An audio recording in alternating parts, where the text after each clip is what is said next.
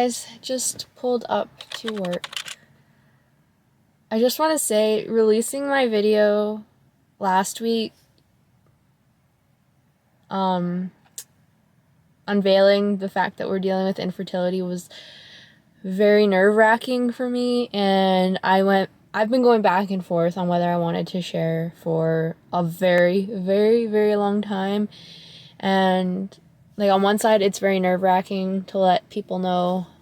On the other side, it's kind of like, I'm glad it's out in the open now, because it's just hard. And yeah. So we're gonna go into work. One of the joys of infertility is having to do things while the rest of life just proceeds. I'm in the stage of my cycle right now where I need to be testing for ovulation. Ovulation is, you pee on a stick just like a pregnancy test, but they want like your second pee of the day, not first, which happens at work. So it means I have to test in the bathroom at work for ovulation, which is, it is what it is. At this point, 5.5 years in, I'm like, whatever. But it's not optimal, is it? So we'll go in, do that at some point this morning, get our 8 hours in, and go from there.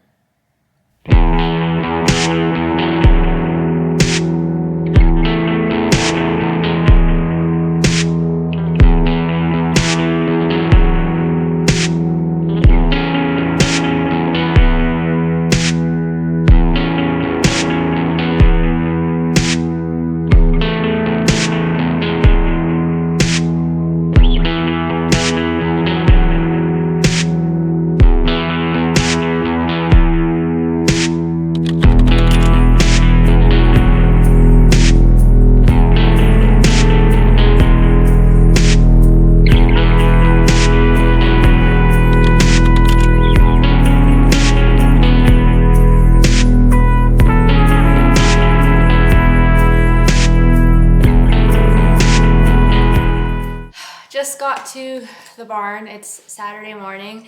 So as you guys can see, I was getting and have been getting negative test after negative test after negative test. For those of you who don't know, those tests, if you're getting close to ovulating, it will give you a smiley face, which is very nice to see. But all I've been seeing is the circle of nothingness. So that's nice. I'm so grateful I have the barn and my horses that I can come out here and get things off my mind, because with infertility, especially right now in this period where I'm testing ovulation every single day, it's like on my mind constantly. And coming out and working with horses can like just clear that for, if only for a little bit. So I'm hesitant that the ground is soft enough to do anything but walk today, but it's better than nothing. Walking is great too for just clearing out my mind. I did have a call with my doctor yesterday afternoon, so I'll let you guys know what that conversation entailed a little later, but I'm gonna go catch my pony.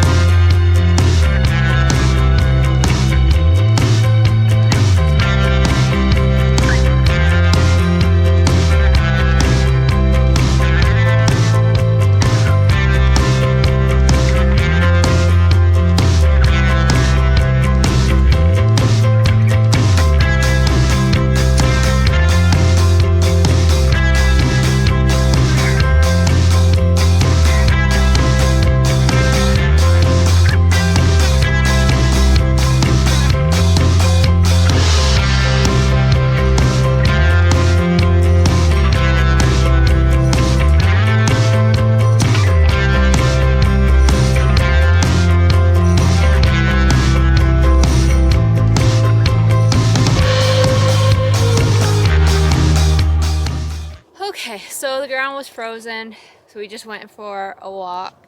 Typically on a Saturday, I would just wait till it's later in the day because I think it's supposed to get up to 12 degrees today. But we're going to Banff today. I haven't been to Banff in over a decade. We're going to Banff. It's going to be an all-day trip, so we needed to get out here and do something. Just wasn't what I 100% wanted to do, but I don't know. Nice, short and sweet walk with this guy. I feel like he's kind of, there's something different, and I can't pinpoint what it is with him.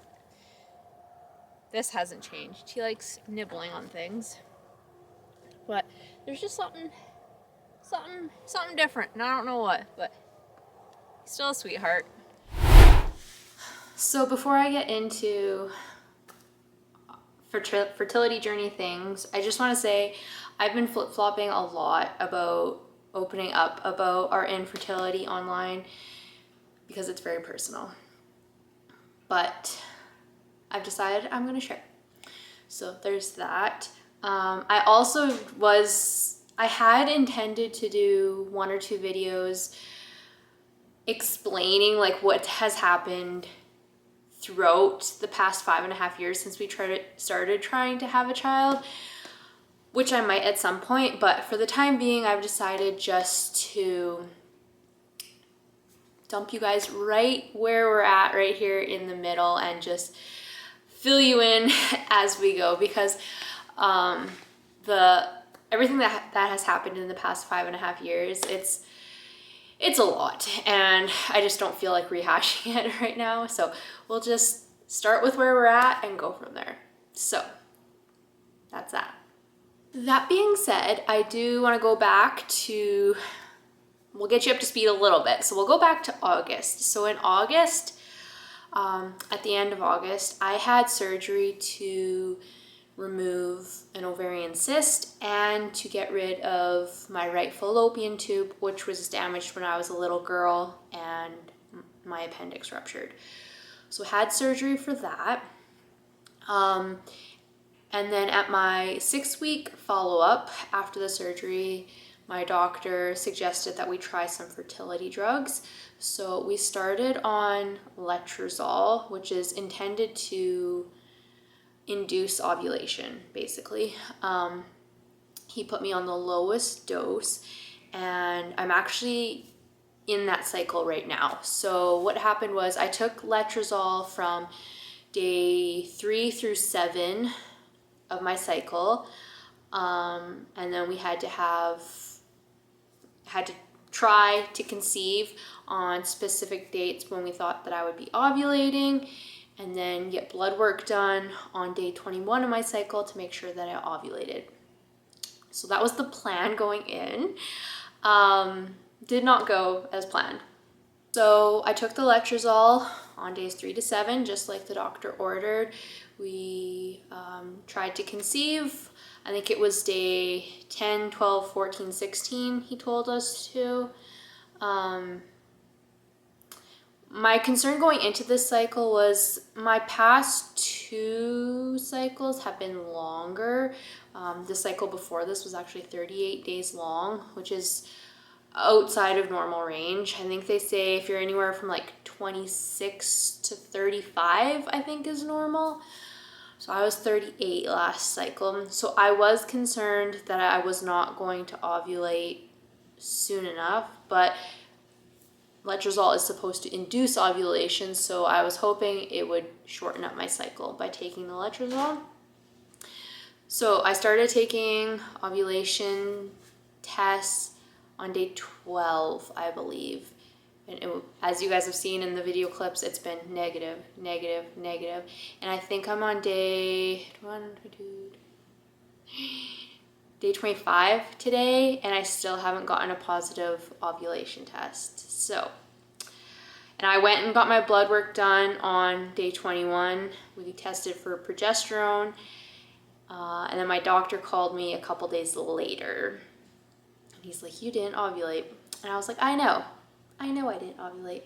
You didn't need to tell me that. I didn't say that, but yes, I was aware that I didn't ovulate, and my blood work reflected that. But I'm still anticipating that I will ovulate within the next couple of days here. And then it'll just be a little bit of a wait. There is the chance that we could conceive in this cycle, but I'm not optimistic at this point.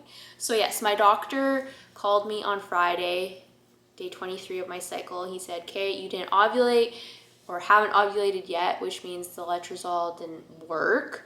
So he gave me the lowest dose of letrozole. So what we're going to do now, he said there's 3 levels of letrozole strength. So we're going to go to level 2 now. Once I start my next cycle, we will do it all over again. So it'll be letrozole day 3 to day 7. Try to conceive on day 10, 12, 14, 16. Blood work on day 21.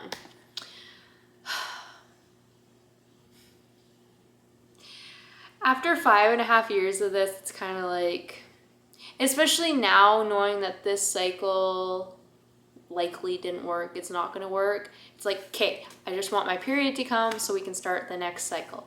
But it's like a waiting game. We're probably going to have to wait another 2 weeks before we can start the next cycle, which is very, very frustrating when you wish you would have been able to conceive yesterday. With the low dose letrozole, I didn't have a whole lot for symptoms or side effects. They give you the whole pamphlet saying like, these are the potential side effects. If you get these side effects, please call your doctor immediately. The only thing that I really noticed was that I was tired. So I was on it for a total of 5 days and I was just super, super tired. I am trying to limit my caffeine intake because caffeine isn't super great for fertility, and because I'm trying to maximize my fertility, I'm trying to limit my caffeine. So fatigue was the only thing. I anticipate that that'll be the case again. My doctor also said dizziness can be a thing. I've heard from people online, lots of people say they get headaches really bad or mood swings, like it does weird brain things to you. So there's the potential for that with the higher dose. It is going to be, I think, at least double what the first dose was. So that could be interesting. And that's kind of the update for now. It's kind of a sit and wait. I am still praying, like I said, that this cycle will work. I mean, there is always the potential, but not super hopeful. I go through waves of getting obsessive with this.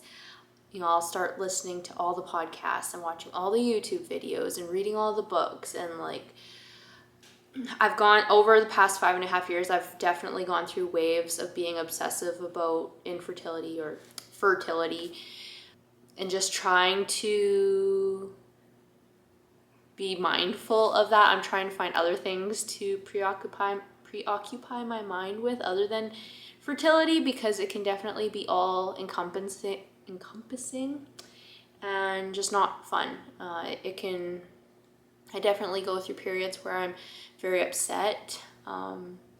Today was a great example. There was an adorable little girl sitting in front of us in church today, and it was just like, my heart. That was hard. But yeah, still have hope that potentially this will work or the next cycle will work. We haven't given up yet. We're not going to give up. We still have a few options before we're kind of at the end of this road. So until then, we're just going to pray and keep doing what we can. I'm trying to be as mindful about all the things that I can control. So about eating healthy, getting plenty of rest, minimizing caffeine. The big one for me is minding my stress. I'm very much a stress ball. So minding my stress as much as I can, because just, I want to maximize our chances to the full extent that we can. So that's kind of where we're at.